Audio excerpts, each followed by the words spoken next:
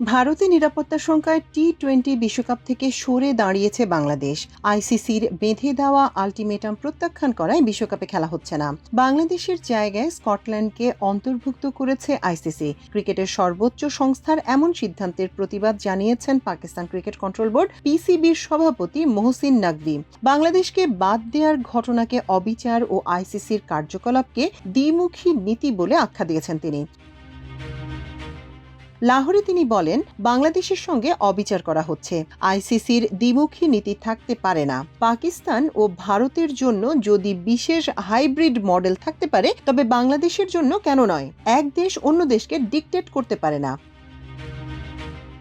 বাংলাদেশকে সমর্থন দিয়ে বিশ্বকাপ থেকে তারাও সরে যাবে কিনা এমন সিদ্ধান্ত প্রধানমন্ত্রী দেশে ফেরার পর নেওয়া হবে বলে জানিয়েছেন নাকভি। ওয়ার্ল্ড ইকোনমিক ফোরামে অংশ নেওয়ার জন্য পাকিস্তানের প্রধানমন্ত্রী শেহবাজ শরীফ সুইজারল্যান্ডে গিয়েছিলেন। তিনি কবে নাগাদ পাকিস্তানে ফিরবেন তা জানা যায়নি। সেই অনুযায়ী বেশ কয়েকটি প্ল্যান করে রেখেছে তারা। নাকভি বলেন, আগে সিদ্ধান্ত আসুক, আমাদের কাছে plan A, B, C, D সবই তৈরি আছে।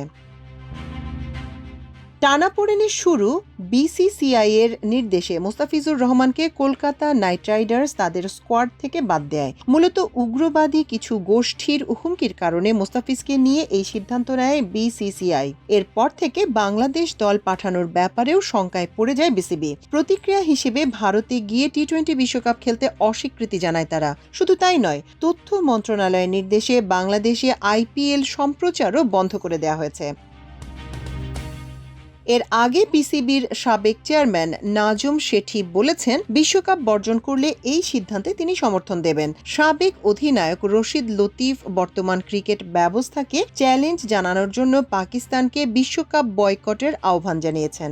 এর আগে বাংলাদেশকে টি-20 বিশ্বকাপ থেকে বাদ দেয় আইসিসি। বিশ্বকাপে বাংলাদেশের পরিবর্তে স্কটল্যান্ডকে নেয়ার কথা জানায় সংস্থাটি। এদিকে আইসিসির সিদ্ধান্ত বদলানোর শেষ চেষ্টা হিসেবে আন্তর্জাতিক ক্রীড়া আদালতে যাওয়ার সিদ্ধান্ত নিয়েছে বাংলাদেশ ক্রিকেট কন্ট্রোল বোর্ড। আইসিসির ডিসপিউট রেজলিউশন কমিটিতে আবেদন করেও কোনো ফল না পাওয়ায় এবার court of arbitration for sports এর দ্বারস্থ হওয়ার পথে হাঁটছে বিসিবি।